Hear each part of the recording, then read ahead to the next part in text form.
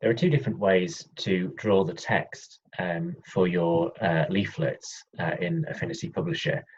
One is to use the Artistic Text tool here on the left-hand side, which is the tool we recommend you use for headlines. The second option is the Frame Text tool here, which is the better tool to use for writing the text of the body text of your stories. So I'm just going to move over to this example focus over here, and you'll see we've got a template focus with a headline and a photo, but no text for this main story. So what I'm going to do is, if I go over to the Frame Text tool here, and then I'm going to click and drag my text frame to the size I want it to be. Okay. And then we now have a text frame in order to write our story. So if I just write the first line of our story here.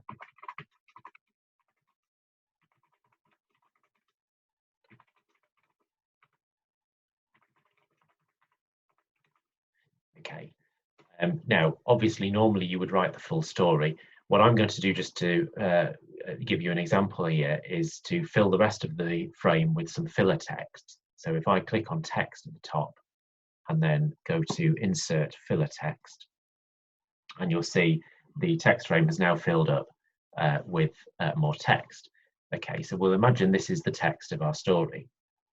So the advantage of using text frames for the text of your story is that you can change the size of the frame without changing the size of the text at the same time, so the text will stay the same size. Okay.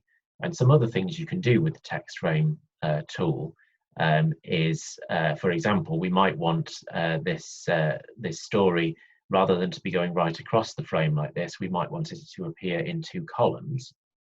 So if we go to the text frame tab on the studio tabs on the right-hand side here, go down to columns halfway down, and you'll see at the moment we have one, but we can nudge that up to have 2 columns for our text, or 3 or 4, or as many columns as you want. We're going to stick with 2 though. Okay, and what you can also do is you'll see that there's a gutter or a gap between the 2 columns here. That's currently 0.5 of a centimetre.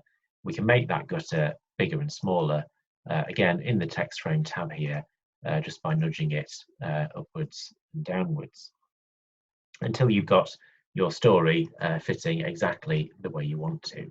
So if I just turn preview mode on for a minute here, you'll see we've now got a perfect frame for our story, lined up to line up with the photo and the guidelines that we've got there.